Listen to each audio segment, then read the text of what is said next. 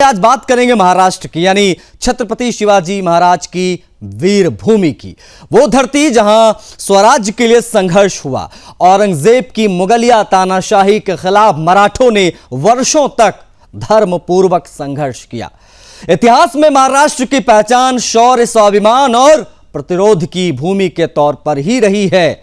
लेकिन आज इसी महाराष्ट्र से सामने आई ये घटनाएं कई गंभीर सवाल खड़े कर रही हैं। एक एक करके दो मामले आपको समझाएंगे, बताएंगे और दिखाएंगे। महाराष्ट्र के सांगली में मुस्लिम भीड़ ने घर में घुसकर एक पूरे हिंदू परिवार की हत्या कर दी। जी हां, मृतकों में पति पत्नी शामिल हैं।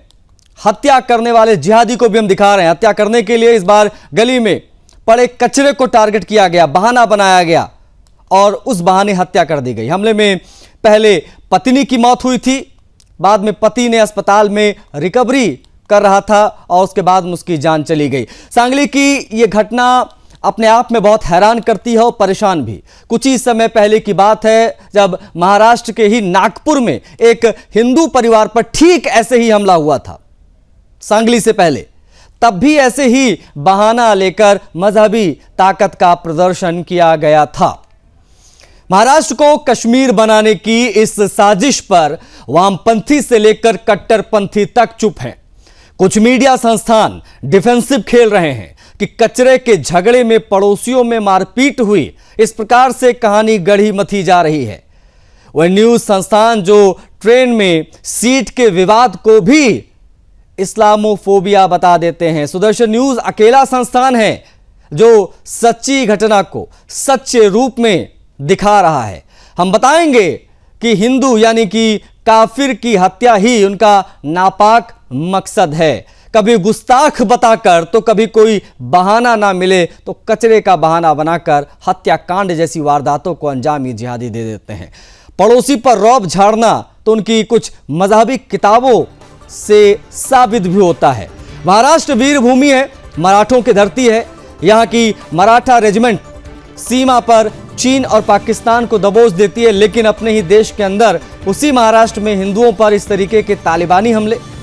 छत्रपति शिवाजी महाराज, छत्रपति संभाजी महाराज ने अपना जीवन औरंगजेब के पिल्लों से सनातनियों को बचाने के लिए समर्पित कर दिया, न्यौछावर कर दिया। लेकिन अब उसी वीर भूमि पर धार्मिकों की अधर्मियों के हाथों ऐसी दुर्दशा देखी नहीं जा रही है।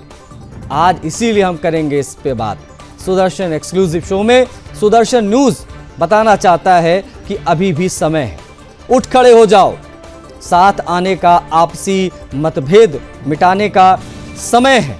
धर्म के नाम पर सनातनी एकता दिखाने का समय है। हम प्रतिकार करते रहेंगे चरमपंथ और कट्टरपंथ का दुनिया के हर कोने में, लेकिन जनमानस को भी साथ आना होगा, तभी धर्म की जय होगी, अधर्म का नाश होगा। हम आज सवाल उठाने जा रहे हैं उस वामपंथी, कट्टरपंथी और तथा कथित सेकुलर चुप्पियों पर भी जो अपना मुंह सिर्फ हिंदुओं के खिलाफ खोलते हैं और ऐसे मामलों पर चुप रहते हैं। दोनों घटनाएं जिहादी मानसिकता की नंगी सच्चाई को उजागर करती है। कुछ प्रतिक्रियाएं हैं मामलों से संबंधित, एक बार देख लीजिए। उसके बाद में पैनल में कौन कौन से लोग कनेक्ट होंगे इस बेहद संवेदनशील विषय पर बात करने के लिए, उनसे भी आपका परिचय कराएंगे। आज सकाळी आम्ही जेव्हापासून नवीन घर बांधून त्या ठिकाणी राहायला गेलो तेव्हापासून तो माणूस आम्हाला त्रास देत होता आणि त्या माणसाचं असं म्हणणं होतं की तुम्ही इथं राहायचंच नाही, हा एरिया माझा आहे, तुम्ही इथं राहायचंच नाही, असं त्याचं म्हणणं होतं। आणि तो जेव्हापासून आम्ही जाऊन राहिलोय तेव्हापासून तो आम्हाला त्रास देत होता। आमच्या घरावर बॅटरी पाड किंवा घरावर दगड मारा असं सुद्धा करत होता तो। परत आज सकाळी 6 वाजता माझी मम्मी पाणी तापवायला मागं गेल्यानंतर तो घरासमोर आमच्या कचरा टाकायचा, मम्मीला बघून असं थुकायचा खाली वगैरे। मग त्यानं आज सकाळी त्याला आमच्याबद्दल त्याच्या मनात रागच होता। आणि नाही, याच्यामध्ये 15 तारखेला जो एक दुर्दैवी घटना घडली होती त्याच्यामध्ये एक महिला ती पहिलीच मृत झाली, त्यानंतर दुसरा म्हणजे पुरुषाचाही आज दुर्दैवी सकाळी मृत्यू झालेला आहे। आरोपीला अटक करण्यात आलेली आहे। संपूर्ण पुरावा हा ज्याचा जमा करण्यात येईल लवकरात याच्यामध्ये लवकरात लवकर न्यायालयात चार्जशीट करण्यात येईल आणि लवकरात लवकर याच्यामध्ये कोर्टमध्ये केस कशी उभी राहील आणि या निर्गुण 2 खुनांकरता आरोपीला लवकरात लवकर कशी शिक्षा होईल याच्याकरता नक्कीच प्रयत्न होईल आणि त्याच्यामध्ये चांगला तपास करून पुढील चार्जशीट आम्ही लवकरच करणार आहोत. त्याच्यामध्ये जी घटना आहे त्याच्यानुसार आता एकच आरोपी आहे, त्याला अटक केलेला आहे. थोडं त्याला काहीतरी मेडिकल हे असल्यामुळे तो मेडिकल कस्टडीत आहे, आमच्या ताब्यात आहे. परंतु याच्यामध्ये तपासात पुढे बघू, परंतु फिर्यादीनुसार आणि प्रत्यक्ष घटनेनुसार याच्यामध्ये. तो महाराष्ट्र को कश्मीर बनाने की ये मजहबी साजिश है. बता देते हैं कि पैनल में कौन कौन से लोग कनेक्ट हो गए जिनसे हम बात करने की कोशिश करेंगे. स्नेहल जोशी हमारे संवाददाता आपको स्क्रीन पर दिखाई दे रही हैं, नागपुर से कनेक्ट, उनसे हम बात करेंगे, मामलों को समझेंगे. हमारे साथ सामाजिक कार्यकर्ता हैं, सनातन सामाजिक कार्यकर्ता डॉक्टर अतुल जी हैं. आपका स्वागत है अतुल जी. हमारे साथ मुस्लिम स्कॉलर मोहम्मद अकील खान कनेक्ट हैं, हम उनसे भी बात करेंगे. लेकिन सबसे पहले स्नेहल, सांगली घटना के बाद ग्राउंड में क्या स्थिति है? कचरे का बहाना, हत्याकांड को अंजाम दे दिया गया, अभी की सिचुएशन क्या है? सबसे पहले अपडेट एक बार बता दीजिए स्नेहल. सिचुएशन वही अपडेट है सर, क्योंकि यहाँ पर इसके बाद तुरंत 2 घंटे में, क्योंकि जो आरोपी है उसने उसी समय वो साइकिल पर सवार होकर निकल चुका था, लेकिन दूसरे स्टेट में जाकर भी 2 घंटे के अंदर ही वो आरोपी को पकड़ा गया है और उसके बाद वो मेडिकल में था, लेकिन अब वो पूर्ण तरीके से हिरासत में है और जेल में बंद है. नागपुर की जो घटना हुई थी स्नेहल, उसके बारे में अगर आप बता पाएं तो, और क्या एक पैटर्न सा दिखाई दिया है? पुलिस की कार्यशैली को लेकर क्या कहना है, उससे संबंधित क्या अपडेट्स है, अगर आप बता पाए तो स्नेहल. बिल्कुल, नागपुर की घटना में भी कट्टरता ही इसका पीछे का एक हम कह सकते हैं मानसिकता है, क्योंकि सिर्फ नाम लेकर चिढ़ाने से, किसी लड़की का नाम लेकर चिढ़ाया गया था, बस वही बात ध्यान में रखकर समय पर ही मार दिया गया है. मतलब ये हर समय क्या हथियार लेकर खड़े ही होते हैं कि समय मिलता है तो अगले को मतलब मार डालेंगे, जान ले लेंगे. यही मानसिकता सीधी सीधी समझ में आ रही है. लेकिन दोनों सिचुएशन में पुलिस का काम जो है वो सराहनीय है. पुलिस ने दोनों जगह पर आरोपियों को जल्द से जल्द पकड़ लिया है. ठीक है, ओके स्नेहल, आप बने रहिएगा. अतुल जी भी हमारे साथ हैं. अतुल सर, ऐसा क्यों लग रहा है कि महाराष्ट्र में योजनाबद्ध तरीके से बहुसंख्यकों को टारगेट किया जा रहा है, निशाना बनाया जा रहा है इन जिहादियों के द्वारा? नमस्कार सर. आपने एक बात कही कि इनके पास में एक तरीके का ट्रेनिंग है और ये ट्रेनिंग इस तरह का है कि जिसमें कुछ लोग एक झुंड बना करके सौम्यवादी बन करके सामाजिक माध्यमों में एकत्रित होकर के कहते हैं कि नहीं नहीं नहीं नहीं बिल्कुल ऐसा नहीं होना चाहिए, हमारे यहाँ पर तो भाईचारा है, यहाँ पर तो वो है, यहाँ पर तो ये है. इसका नाम है अल तकिया. तो ये पूरा जो गिरोह है इस्लामिक विचारवादियों का और इस्लामिक कार्यकर्ताओं का जो पूरा गिरोह है, उसमें हर बार जब हम देखते हैं तो उसमें ऐसे 2-4 इस्लामिक लोग मिलते ही हैं जो बहुत भयंकर मीठी और बहुत भाईचारे की और सौहार्द की बात करते हैं जी. मगर इनमें से किसी ने भी यहां पर बात करने के अलावा एक बार भी जाकर के किसी मुल्ला मौलाना या शुक्रवार को तकरीर देने वाले किसी भी एक मौलाना को पकड़ करके पिटाई नहीं की, पकड़ करके उसको पूछा नहीं गया, ना किसी के ऊपर कोई कार्रवाई हुई. यहां पर इतना संगठित है मुस्लिम कि वो सहारनपुर का कोई एक वो संगठन है, वैसे बरेलवी है, वैसे देहलवी है, वैसे देवबंदी है सब. देवबंदी सहारनपुर का मैं कह रहा था, उसका नाम याद नहीं आ रहा था, क्षमा कीजिए, आपने अच्छा किया याद दिलाया. तो देवबंदी है, बरेलवी है, फलाने हैं, डिमाके हैं. इनके पास में फिरके 72-75 हैं. हर फिरका एकत्रित होकर के फिर एक मौलाना संगठन है और सरकार से इसके लिए पैसा ऐंठा जाता है. नहीं अतुल जी, महाराष्ट्र में के दिन ये चीज बताते रहता है और यहां पर आकर के मुझे समस्या इस बात से है कि इन लोगों का एक स्ट्रक्चर्ड तरीका ऐसा है, इनकी रचना ऐसी है कि सामाजिक माध्यमों में कुछ लोग जाकर के बहुत मीठी और सौहार्द की बातें करते हैं. महाराष्ट्र में जो चरमपंथ बढ़ा है, इसके पीछे की मुख्य वजह आप सिर्फ महाराष्ट्र सेंट्रिक अगर हम समझें तो? मैं क्षमा करें, महाराष्ट्र सेंट्रिक आपने प्रश्न पूछा हुआ है, परंतु महाराष्ट्र क्या और कश्मीर क्या।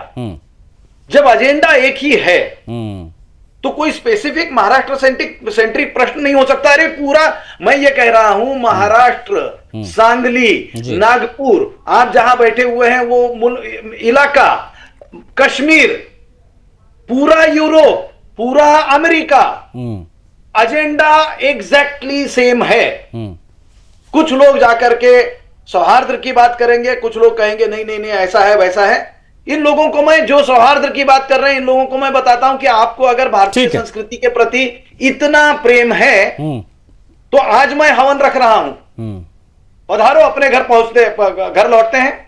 ठीक, ओके, मैं अखिल जी से बात कर लेता हूं, पूछ लेता हूं आपका इन्विटेशन उनको स्वीकार है कि नहीं। अखिल जी इनवाइट कर रहे हैं आपको। अतुल जी, क्या आप जाना चाहेंगे? एक चीज, दूसरी चीज ये कि कचरे या छोटे मोटे विवाद में बात बात पर सनातनियों के ऊपर इस प्रकार से हमला करना, परिवार के ऊपर जानलेवा हमला करना, पति पत्नी की हत्या हो जाती है।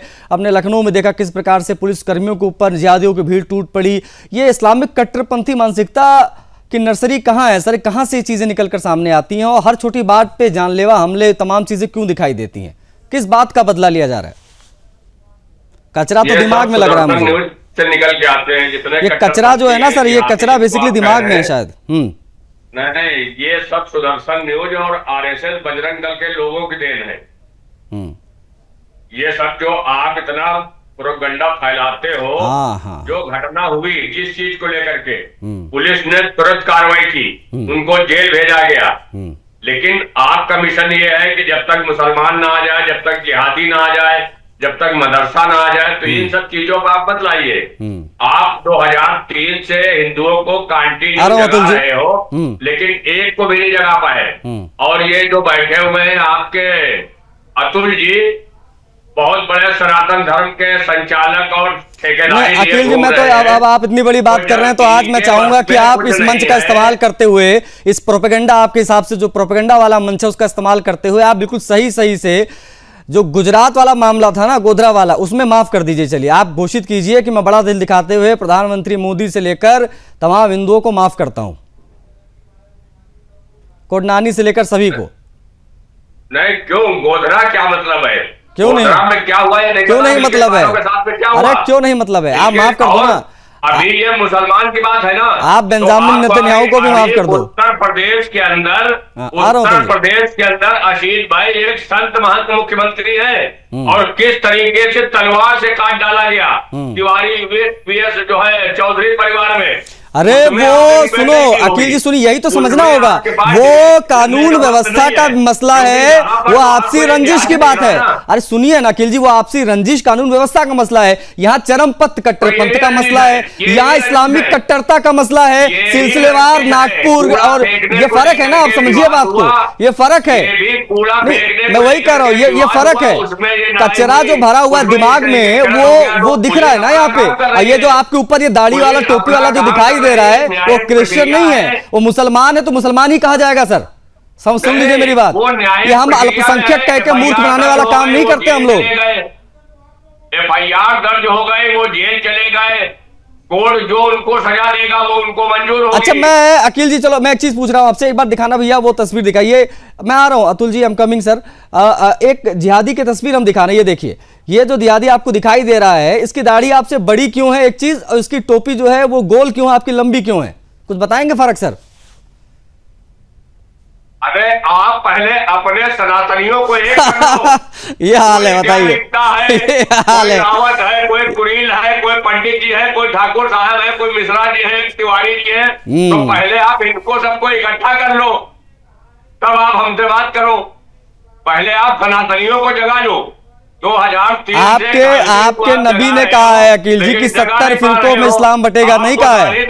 अखिल जी बताओ, आपके नबी ने कहा है 70 फिरकों में इस्लाम बटेगा, तो उस बंटवारे को एक्सेप्ट करोगे कि नहीं करोगे? तो हजारों फिरकों में बटा हुआ है। हाँ, हिंदू सनातनी तो अरे हिंदू पे कहाँ आ जा रहे हो आप? अपना बताओ ना, आप कोई हिंदू स्कॉलर नहीं हो, मुस्लिम स्कॉलर हो। पूछता है, कोई नहीं पूछता। मैं वही कह रहा हूँ, कोई पेड़ की पूजा करता है, मैं बिल्कुल करता है, तो ये आपका विषय है ना।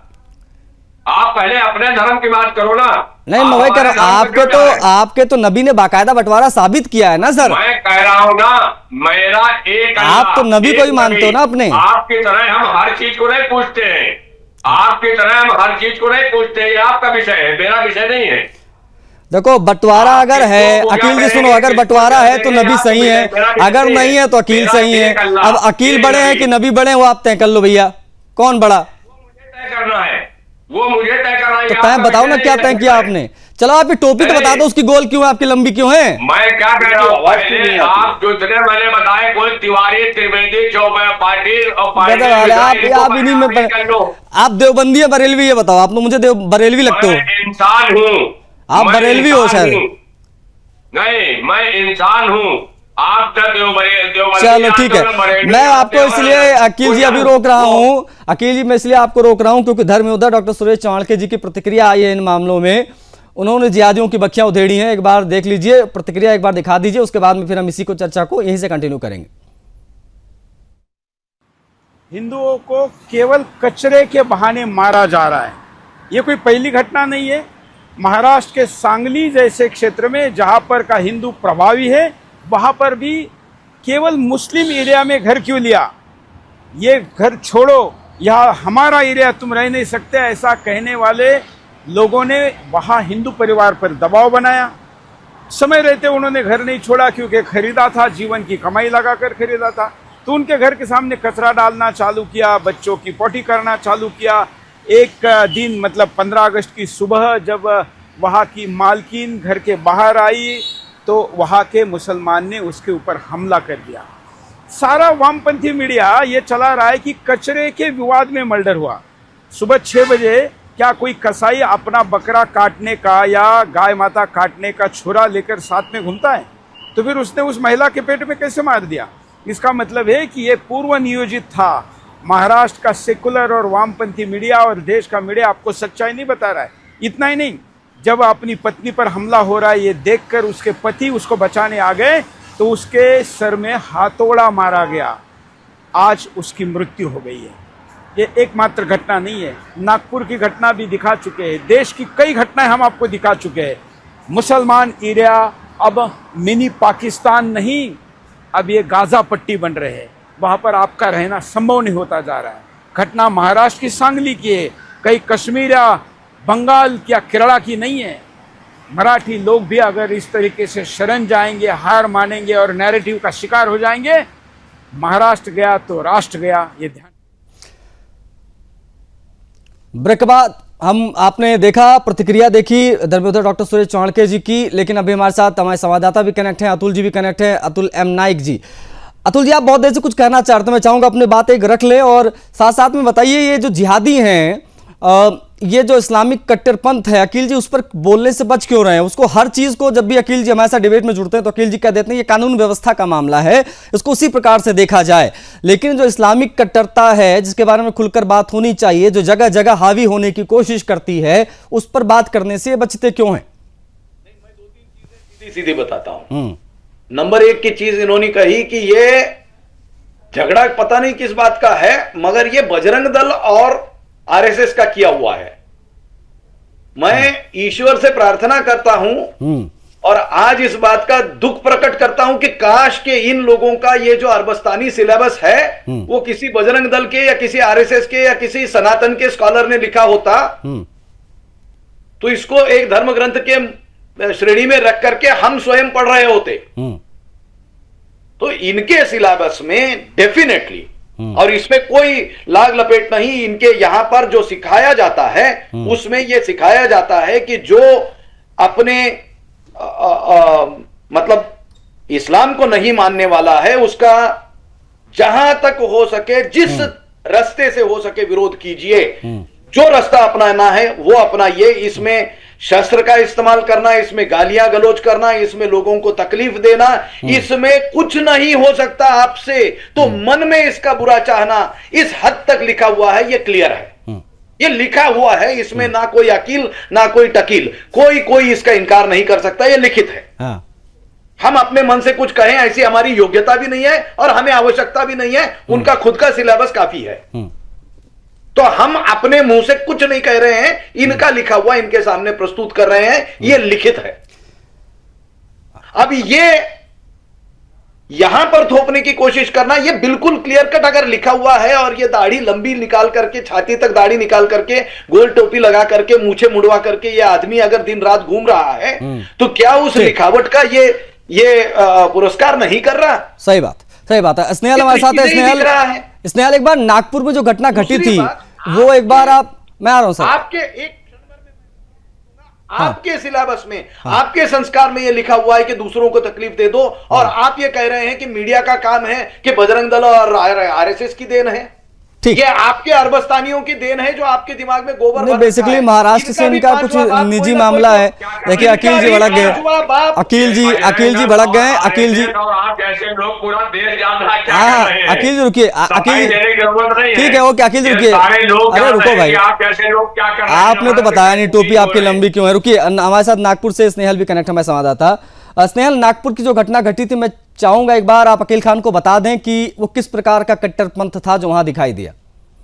बिल्कुल, दो दोस्तों की कहानी है। ये दो दोस्त बचपन से ही साथ रहते थे, एक ही पड़ोसी थे। और ये जो लड़का था जिसने चिढ़ाया है वो थोड़ा सा मतलब उसको नाबालिग ही कहेंगे, 18 साल को कुछ दिन उसके कम थे जब उसकी मौत हुई है। और इसने बाद में जो बात चल रही थी उसको कुछ पता होगा या फिर उसको चार दोस्त बोलते तो इसलिए उसने बोल दिया। बस उसने किसी लड़की का नाम लेके उसको चिढ़ाने की मंशा से चिढ़ाया, और बस वही उसी क्षण में वो इतना जो जिहादी है वो इतना चिढ़ गया कि उसने समय पर ही उसको जो है वो मतलब मार डाला। पहले तो लकड़ी से मारा, पत्थर से भी मारा, उसके बाद उसके सपोर्ट में जो लोग आए उनको भी उसने उन लोगों ने मिलकर भी उसे मारा। तो पुलिस ने तो मुख्य आरोपी के साथ बाकी अन्य को भी गिरफ्तार किया है, लेकिन साथ में पड़ोस में रहने वाले बच्चे ने जो पूरा 18 साल का भी नहीं था उसको लेकर इस तरीके की मानसिकता रखना, और साथ में हम ये कह सकते हैं कि हर समय ये अगर अगले को मारने की मंशा में रहते हैं तो ये किस तरीके की मानसिकता है जो लोगों को डरा रही है। और ये मामला नागपुर में पहला नहीं है, इसके बाद और कई मामले हैं, और अब तक कई लोगों ने अपने घर इसी वजह से छोड़ दिए हैं, या फिर अभी आज के तारीख में भी ऐसे कई मामले हैं जो लोग दूसरे लोगों से पीड़ित है और कभी भी घर छोड़कर या बिल्कुल बिल्कुल इस सिलसिलेवार हो रहा है। बेसिकली स्नेहल, इस सिलसिलेवार हो रहा है, एक के बाद एक इस प्रकार की वारदातें हो रही, इसलिए चिंता का विषय है। अकील जी हमारे साथ हैं। अकील जी, आप जो अतुल जी की बात पर बिल्कुल बौखलाहट में प्रतिक्रिया देना चाहते हो दे दीजिएगा, लेकिन मेरे सवाल का जवाब दे दीजिएगा। ये जो 72-73 फिरके उसमें से आपका नंबर कौन सा है? 52, 53, 54, किस नंबर पे हैं आप? बता दीजिएगा एक बार। मैं आशीष भाई कह रहा हूँ कि आप मेरे पीछे क्यों, आप 72, 73, 74 भैया आपके पीछे कहाँ है सर? आप पहले अपने जो ये 100 करोड़ से ज्यादा सनातनी हैं इनको पहले आप एक कर लीजिए। अच्छा अकील जी देखो बेसिकली क्या है ना, अकील जी सुनो, अकील जी मामला ये है, कि चूंकि देखो आपकी वजह से आप जो है आप बहुत बड़े इस्लामिक जानकार, तो आपकी वजह से हमारा ज्ञान बढ़ता है। अब मैं आपसे एक और सवाल पूछता हूँ सर, ये 72 से इतना विशेष रिश्ता क्यों है आप लोगों का? 72 हूर, 72 फिरके, क्या है 72 से इतना प्रेम क्या है आप लोगों को? ये तो पेशन गोई है, हर धर्म में, हर मजहब में इस तरीके की चीज होती है। नहीं, हमारे को ऐसा नंबर सिस्टम नहीं, आपके यहाँ 72 का क्या हिसाब है? यहाँ आप बताने लगे ये देवबंदी है, ये बरेलवी है, ये फलाने, ये अहले हदीस है, अहले सुन्नत है। आप मुझे यहूदी दिखते हैं, आप बरेलवी और छोड़ दो, आप मुझे यहूदी लगते हैं। यहूदी लोगे तो फिर स्क्रिप्ट बनाएंगे। तो मुझे आपकी बात पे सिर्फ उतना ध्यान देना है कि जहाँ से हमारी अपनी बात हो, मैं आपकी बात पे ज्यादा तवज्जो नहीं देता हूँ। ये 72 वाला कॉन्सेप्ट बता दो बस अकील जी। ये है, मैं कह रहा हूं नागपुर में या महाराष्ट्र में जो भी घटना घटी, पुलिस ने तुरंत FIR दर्ज किया, जो लोग दोषी थे उनको जेल भेजने का काम किया गया, पुलिस ने जेल भेज दिया। अब न्यायपालिका उनको सजा देगी। नहीं अकील जी, न्यायपालिका को छोड़ दीजिए, न्यायपालिका अपना मसला देख लेगी, गिरफ्तारी हो गई है, ये लगातार जो है इस प्रकार की वारदात करेंगे तो अंजाम देते रहेंगे। आप बतौर एक मुस्लिम स्कॉलर हमको ये समझाइए सर, 72 से क्या रिश्ता? 72 हूर, 72 फिटकी होगी, 72 फिरके, आप 5-8 फीट के 8 फीट के जाएंगे, कैसे चलेगा काम? आप मौजूद को चेक करना चाह रहे हैं आशीष भाई, आप डिबेट कर रहे हैं किस पे, और आप ले आएंगे भास्कर हुरों वाली बात पे, ये फिरकों पे आ जाएंगे। इस विचारधारा की नर्सरी कहाँ है ये पूछिए इनको। ना कोई हाफिज है, कोई मदरसा है, मदरसा। आपको तो सिर्फ इस्लाम से, इनके मुंह से सुनेंगे ना, इनके मुंह से टोपी सुनेंगे, से, शुक्रवार को क्या तकरीर होती है। मदरसे से, मस्जिद से, ये आपके लिए दिक्कत है, तो इसके लिए हम कुछ नहीं कर सकते हैं।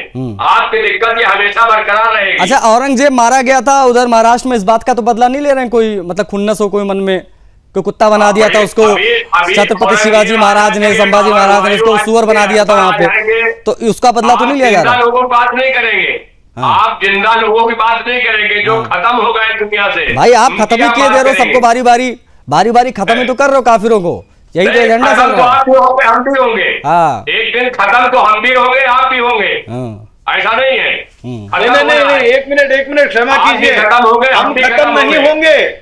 हमारे किताब में ये लिखा हुआ है कि हम सनातन हैं, हम सदैव रहेंगे।